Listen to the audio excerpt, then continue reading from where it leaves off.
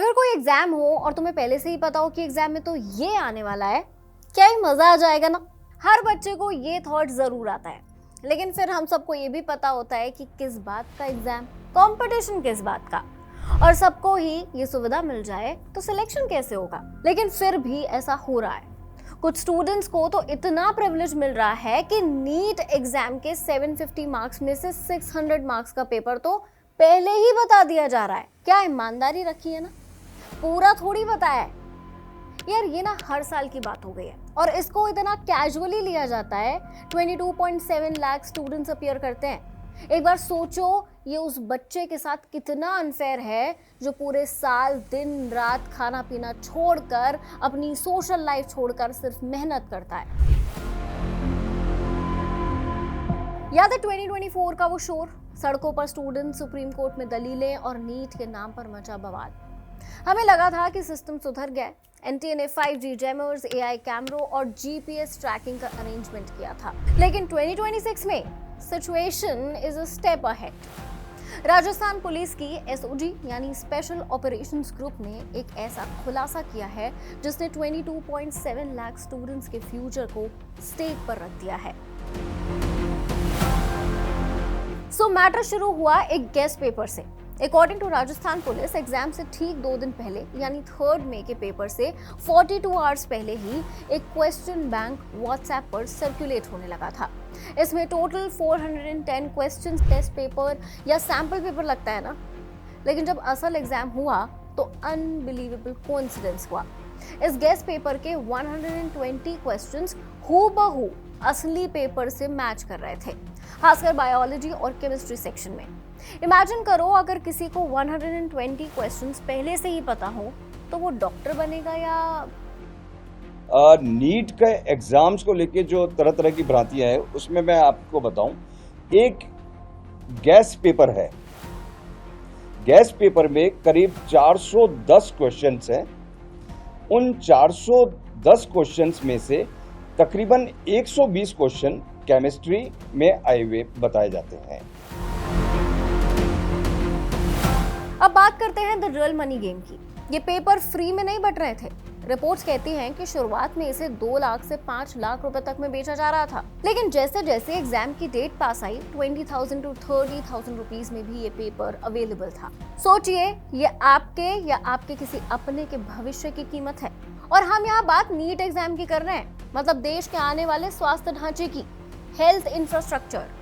जो बोएंगे वो काटना भी तो पड़ेगा, क्योंकि जब किसी डॉक्टर के पास इलाज के लिए जाएंगे तो ये थोड़ी पता होगा कि वो कब कब कैसे कैसे पास होकर यहाँ तक पहुंचा है। खैर, मैटर पर वापस आते हैं। एसओजी की जांच एक एमबीबीएस स्टूडेंट तक पहुंचती है जो चूरू का रहने वाला है और केरल के एक मेडिकल कॉलेज में पढ़ाई कर रहा है। उसने पेपर सी करके अपने एक दोस्त को भेजा और फिर क्या था, पीजी हॉस्टल, कोचिंग ग्रुप्स और करियर काउंसलर्स के जरिए ये फॉरवर्डेड मेनी टाइम्स लेबल के साथ आग की तरह फैल गया। पुलिस ने अब तक सीकर, झुंझुनू और देहरादून से 13 लोगों को डिटेन कर लिया है। आप सोच रहे होंगे कि एनटीए क्या कर रहा था। 2024 के सदमे के बाद एनटीए ने इस साल सुपर सिक्योर प्रोटोकॉल अपनाया था। जीपीएस ट्रैक्ड व्हीकल्स ताकि पेपर इधर उधर ना हो, एआई असिस्टेड सीसीटीवी और 5G जैमर्स ताकि सेंटर के अंदर से कोई लीक ना हो। यहाँ तक कि 65 टेलीग्राम चैनल्स को ब्लॉक भी किया गया था जो फर्जी पेपर बेच रहे थे। एनटीए कह रहा है कि एग्जाम एकदम पीसफुली हुआ और उन्हें गड़बड़ी की खबर 7 मई को मिली, यानी एग्जाम के 4 दिन बाद। उनका कहना है कि वो जांच में पूरा सहयोग कर रहे हैं और किसी भी बोनाफाइड छात्र का नुकसान नहीं होने देंगे।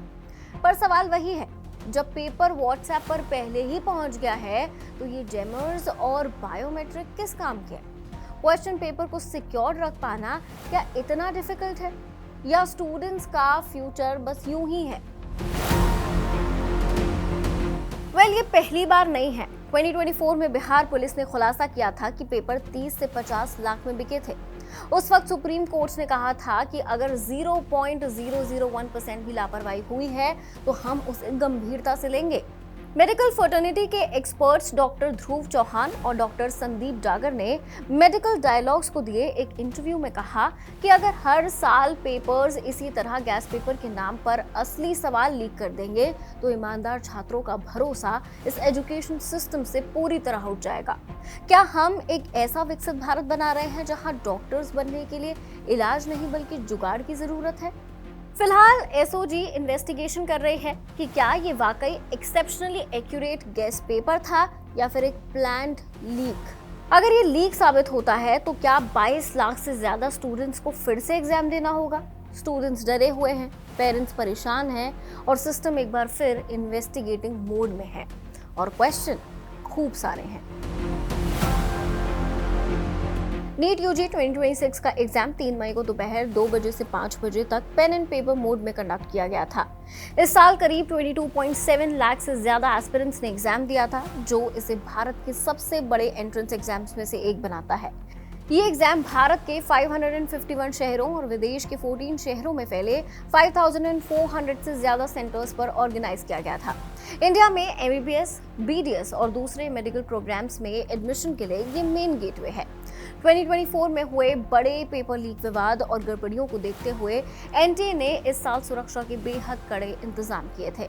इसमें multi stage biometric verification, AI assisted CCTV निगरानी और क्वेश्चन पेपर्स की जीपीएस ट्रैकिंग जैसे हाईटेक फीचर्स को शामिल किया गया था।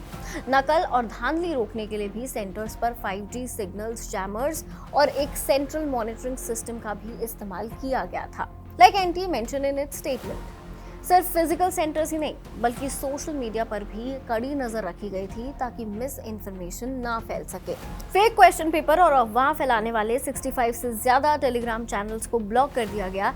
Even after all this, we failed once again as a system and as individuals. Because like I said earlier, it's a matter of students' future and our healthcare infrastructure. So what are your thoughts on this? Please comment down and keep watching Singhabad.